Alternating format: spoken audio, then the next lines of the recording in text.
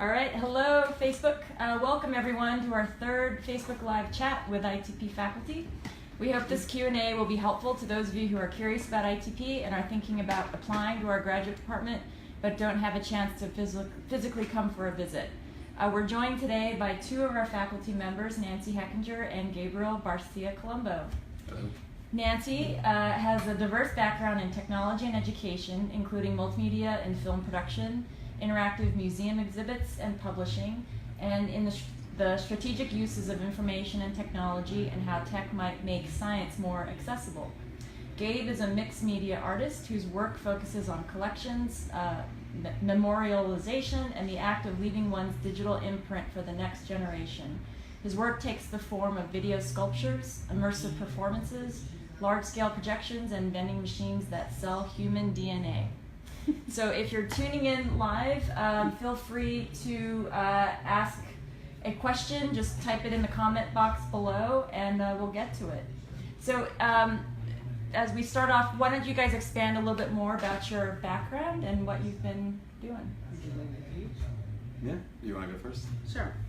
So I've been teaching at ITP now about 14 years, and I guess what my main interest here, what I've taught, is more about how we interact with content in public places, which is also known as exhibits in museums.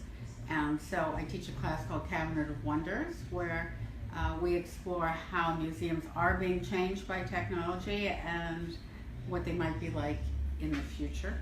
And I also teach one of the foundation courses. The only class that you'll ever take here with the whole class, everybody takes the same class, it's called Applications. It's a way for everybody in the class to get to know each other, and we bring in speakers from outside, and it's a really fun class. And then I teach Thesis, so I have a group of, I teach one of the Thesis classes, as does Gabe, and I'm the area head for Thesis. So we organize a program for the Thesis students for that semester. So I graduated from ITP. I went here in 2005 to 2007, and I've been teaching for 8 years. And I teach a variety of classes, mostly having to do with installation and art. Everything from a class called Ready-Mades, where you sort of reappropriate old technology and integrate new technology into those pieces to create art objects. To Communications Lab, which is an intro course where we teach animation and audio video. And I even taught a class called Haunted House at one point, where the students learn how to make sort of an immersive theatrical haunted house with interactive tech. And I also teach Thesis with Nancy. Great. So can you describe what the environment is like at ITP? Yeah, I mean, I think the environment, it's a very strong community. We're actually having a community meeting right next door right now that we just ducked out of. And so, we try to foster a real sense of community and foster a sense of play as well. We encourage students to experiment with technology. It's not so much about, here's a specific coding language and that's all we're going to talk about. It's more like what you can do with that coding language.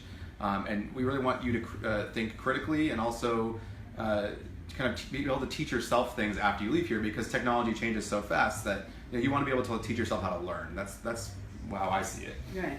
Yeah. I think that's right. I think we feel that the most important thing we do in a way is create this community, which is a safe place to fail, to try things and have them not work, or to try things and they get screwed up, and you get a friend to get somebody to help you with it. It really has a big sort of family, tribal feeling a lot of the times here, in a good way, mostly in a good way. And I think that what happens too is that, it's 2 years where you get to just focus, the main thing here is not technology, it's imagination. So it is kind of like a serious playground where you get to play with your imagination and create amazing stuff that's never been made before, generally. It's a very exciting, rich experience that tends to follow people the rest of their lives, so that some of your best friends may end up being in your class, which I think is true with you. And the year he graduated was like the most collaborative class we've ever had. They all just loved They all loved working each other, together. yeah. They loved each other. They did so many great things. But every year I feel every year like has a different. Every Yeah. year has a personality. But the community is the community and the imagination is the stuff that really drives this place. And what is the type of applicant that ITP looks for? Yes. Jeez. Yeah. Well, it's really interesting. The whole faculty reads all the applications, so we really feel like it's one of the most important things we do is picking out the next class, because that's what will make ITP keep on going, and it changes because every year we're made anew.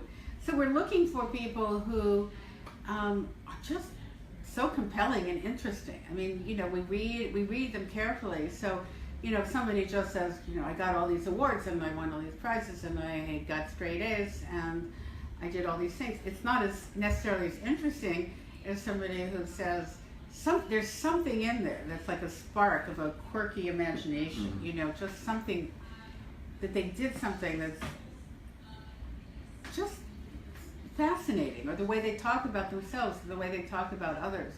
Because we don't look for people who necessarily know how to do programming, or you don't have to know how to do, video and sound or any of those things, because you're going to learn that the first semester. Everybody's going to get all of those skills. So it's hard to say, we're looking for somebody. We don't say, you have to know JavaScript, you have to know how to solder, we don't care. It's really who are the kinds of people that we're going to really like to watch grow and play with again. Yeah, it's definitely not. I don't really have a particular version of an ITP student in mind when you ask that question. Like, I don't think of like, I'm looking for this person when I'm reading it. Generally, I'm looking for somebody who I want to be around, and also somebody who thinks in a different, interesting way, and can do a lot with a little. I think too. Like, I think someone who's interesting conceptually, but also somebody who likes to work with other people and is interested in this community and is interested in sort of making this their home for 2 years in some way. And I think that's what you get the most out of this program, is if you really immerse yourself in it as much as you can. Right. Yeah, it's right. So it's not like that long list of skills, like I know X, Y, and Z technical skills, but it's more personal characteristics like community, collaboration, and things like that. Yeah. I think when I talk to applicants, a lot of them are nervous because they don't have a design background or they don't have a technical background. So one of the questions that we get a lot is, how do we as a department deal with students from those varying levels of experience, as they first come into the program? How do we deal with that in class? I mean, I came in here with no coding knowledge whatsoever, and no real background in tech besides video and film, which I studied before, and found that I relied a lot on other students to help me, and I helped them with my skills that I already knew.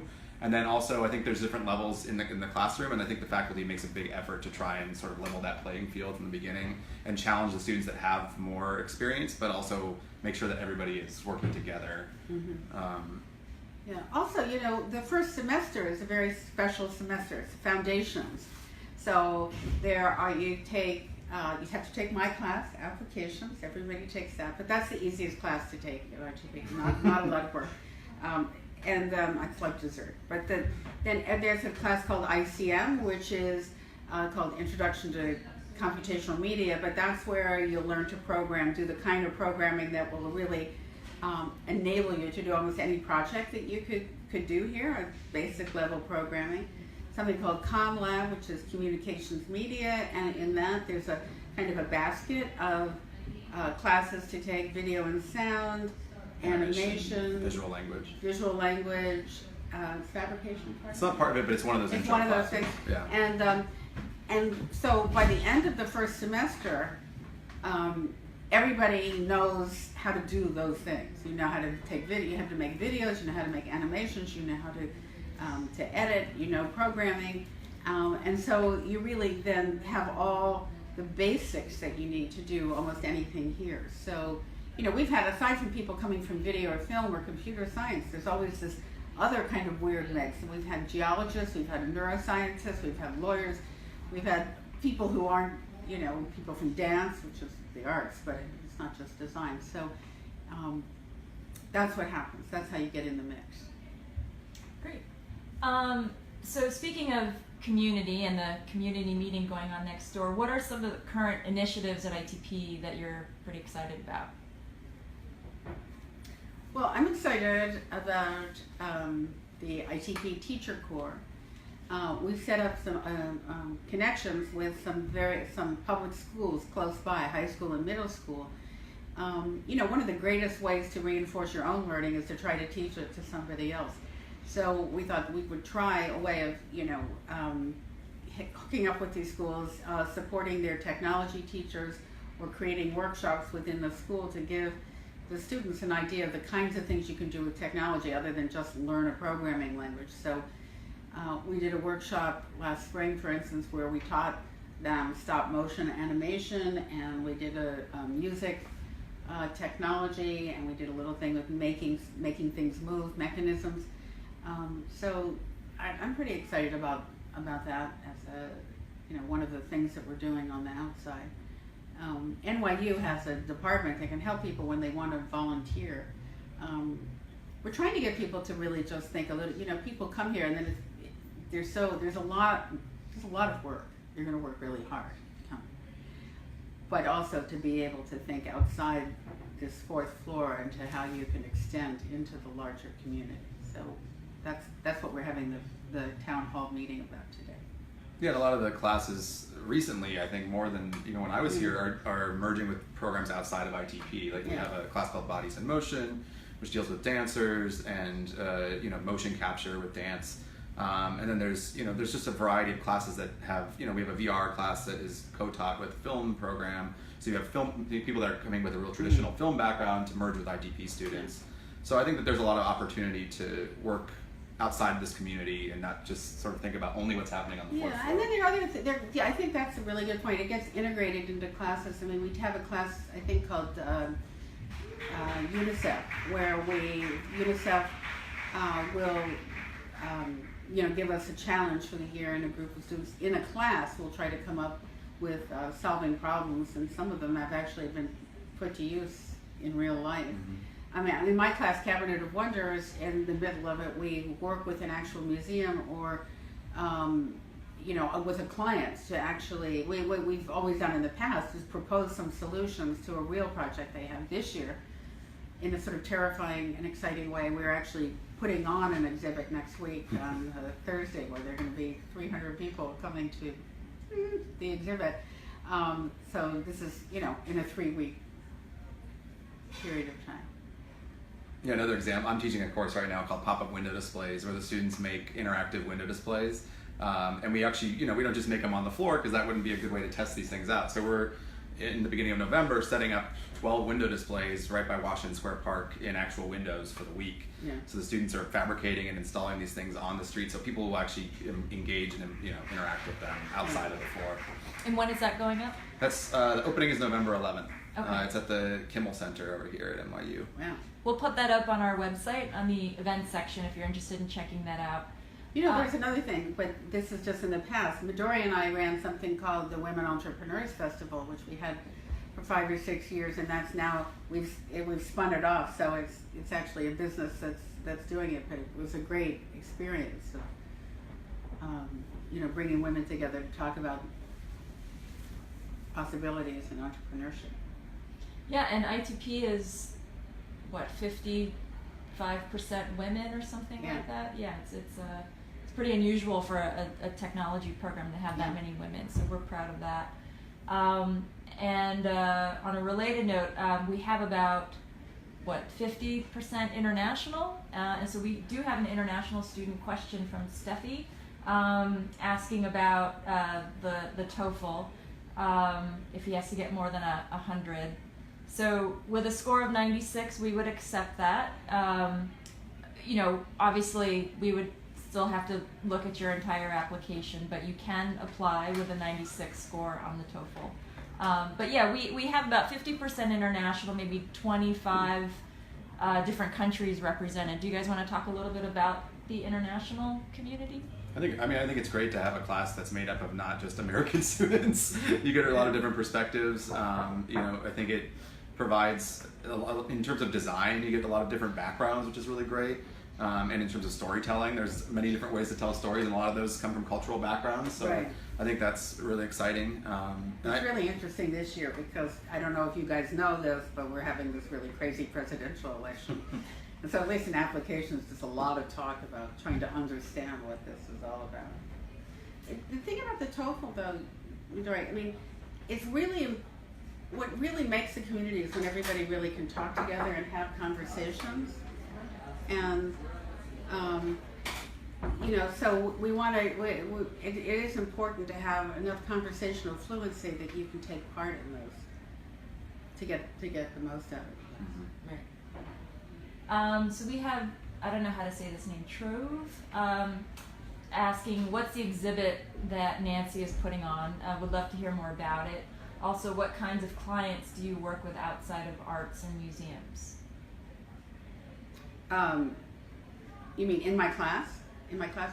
Well, right now we're doing a project with the Magnum Foundation, so it's not a museum, but it's Magnum Foundation is a nonprofit organization that sponsors photographers on lots of programs, mostly around the subjects of human rights, and so they're having an open house with about 300 people coming, and they want to show the work of 9 different photographers and programs that they do, and we're trying to create a space that's interactive, where some of the things, where we can project stuff and people can interact with the work of these artists. Great. And Celine asks, is the program entirely self-designed past the introductory mandatory classes? How are the set of classes you take pulled together as a cohesive program? I mean, it's up to you after those initial classes. The only thing that's required is Thesis. After that, you take Thesis in your second semester of your second year. There's a number of different classes that change every semester. So even the ones that you see on the course descriptions right now will be different when you get here, which I think is great. I mean, I think it keeps the program really fresh, and because we do a lot of with technology, it has to be constantly changing. But a lot of people find that daunting at the same time that you have to kind of select the path that you want to go down. But I think after that second semester of your first year, you realize that it's really freeing actually to be able to kind of create your own courses, design your own course load, and sort of decide which direction you're going to go. Yeah, I mean, you work with you have an advisor, and so when you're thinking about what you want to do the next term, you do talk with them to talk about what the possibilities are. There's a huge choice, and how it's put together. The courses is that the faculty talks about it endlessly for the first semester, trying to find out, deciding what do we need a course in now. Oh, we don't need that course anymore because everybody knows how to do it. Or the students are really seem to be really interested in X, so let's get some courses in X. Yeah. Can you guys, so how many students do advisors usually have? I think you would know better than us. I think we have like 10 or 12, I would say. Maybe 15. Maybe more than that. Maybe 50, yeah, it depends on the faculty member too. I think there's different amounts. But I feel like I have a pretty good relationship with each of my advisees. We know each other. As you can see, maybe during this, one of them just tried to come into the office while we're filming this. Yeah. So we have a pretty open. I have a pretty open door policy when it comes to meeting with my advisees. Yeah. Max asks, I know this was asked a lot, but if you don't mind briefly giving another insight on people taking time to get work experience after graduating before applying to ITP. How much time is that on average, like 2 to 3 years?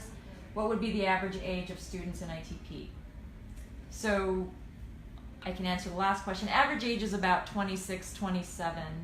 But again, that's an average. So we do have, some students directly out of undergrad, meaning they're about 21, 22. And then we have people in their 30s and 40s and 50s.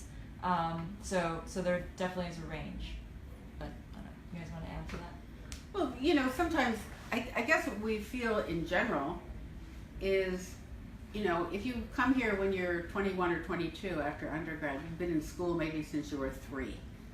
So it's not a bad idea to go out in the world and have some other kinds of experiences so that then you know really what it is that you want to do.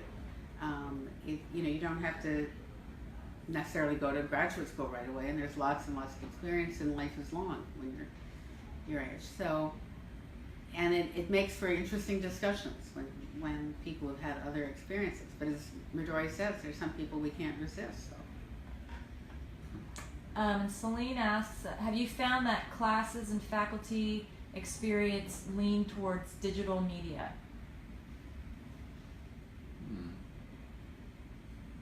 You mean like in terms of their background? I think for faculty it's pretty varied. I mean, like not everybody has, not everybody came from ITP either. And I think people, like Nancy's background is not in digital media necessarily. No, well, but I've been a producer that's, I worked at Apple, and I've been a producer of software and movies and things. I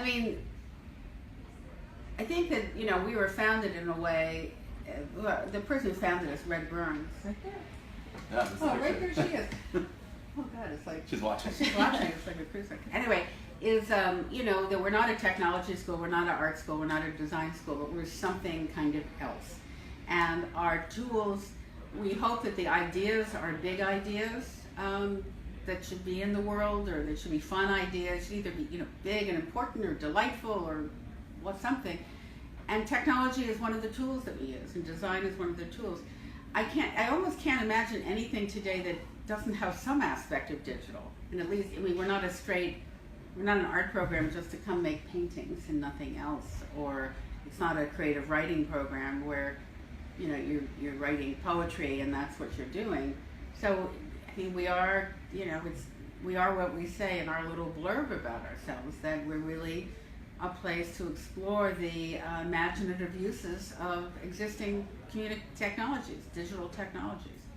So, we make stuff with digital. There's wood here. There's a great shop. There's a wood shop. There's a CNC machine. There's laser printers. There's metalworking. There's the soft lab where you can make wearables. We have a mushroom class. We have a mushroom class. Not everything is digital. Digital. Occupational therapy. Yeah, occupational therapy, right. My class, people use, when we're creating exhibits and thinking about ways to interact, people, use digital technology. Okay. And Kelly asked about how many students are accepted for the incoming class. So I can answer that. We have 110 students that we accept every year. So at any given time, we have 220 students in the program, since we're a 2-year program. So can you guys maybe talk about some of your top 3? I don't know, maybe some projects that come to mind that really have stood out over the last few years. Yeah. Let me think about. Top 3 is hard to do. Okay, that's top 3. Top 3. Because I'm thinking only of my current students. I'm not going to rank them. Right. But the past couple of years, let's see. I had a student named Andrea Wolf who became a professional artist after taking a bunch of classes here, and she actually runs her own gallery now and sells her work and shows it. She created a series called Little Memories, which were really amazing little video sculptures created from old film that she found at flea markets, and then she would project them using these tiny projectors. And she's been shown all over the world now. So I think her project is a really good example. In terms of another alumni project that I think is really amazing, Andrew Schneider is one of our alumni who just did a big performance at Three-Legged Dog, which was really fascinating, and got won an Obie, right? Or no? Critics. Yeah, it won. Drama board. Drama desk. So yeah, it was a really amazing show. I think that's another example. Those are 2 very art-focused examples. But I think that there's tons of people, tons of colleagues of mine that I work with that came out of ITP that work in agencies now. That have really amazing projects as well. Yeah, Jorge. Remember in Design for UNICEF, there was a project where one of the students, one of the groups, was experimenting with something that could be use a smartphone to reconnect families that might be separated during an emergency, and right then the earthquake that hit Haiti, I don't know, how long ago was that, about 7 years ago, and they called them up one day and said, we actually got to make this for real. So it went from being, an idea, prototype, or proposal to they fast tracked it and they got it operational, in a matter of weeks, really, and became really a big deal. We had those, on that same thing of a group who figured out a way to test water purity after, again, another kind of emergency, and they won a social entrepreneurship award. Stern runs these, the business school here runs competitions for entrepreneurs, and instead of it costing $200 to test if the water was good, and it takes a long time, it was sort of an $80 thing that could be used. And there are a lot of them. I mean, are you asking about because Dennis Crowley, who started Foursquare, actually it was his thesis project that really started that off. But I mean, when I think of projects, there's some projects that have just given so much delight. They could look at the interactive thesis book if they want to see, and we have some faculty picks of the thesis, our top 25. That would be a good one. Right. So there's some projects that really just have a life here at ITP, and it's about that learning experience, learning the tools and testing your ideas. And what you guys described were projects that have a life beyond ITP. So it's okay, to have both. Well, how about, remember who was it that made the piano that mixed drinks? Mm-hmm. Yeah. That was Oscar. I think that was Oscar. Yeah, Oscar? You could play the piano. It was a piano, and when you played music, whatever you played, it sort of signaled certain kinds of liquor to pour into a cup. So it was there's some really nutty things.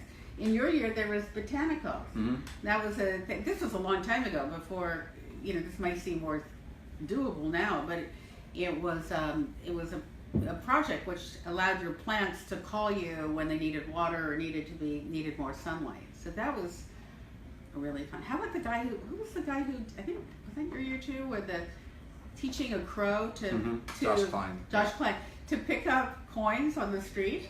And put them in the vending machine. And put them in the vending machine. I mean, there's some wacky stuff. Yeah. Well, also the Metro, the MetroCard project. The MetroCard where project. you can donate. Yeah. That's right. Odd amount to charity. Yeah, because we have this thing. We have a MetroCard to go on the subways here, and when you get, you could buy a certain amount, and then you might have 35 cents left on it, and you can donate it to charity. There have been a lot of great. Now I'm just having a wonderful idea. Nostalgia. Well, yeah. Sergio last year did this beautiful thing. He wanted to create, and this was one of my thesis students. He wanted to create a space that could just be active. It could be essentially created by the people who are in it. So even just using very gauzy curtains, you go in, and then just using your cell phone. He'd give you you used your cell phone, and different people got different colors, and then as you danced or moved, you made the whole space come alive with color. It was just gorgeous.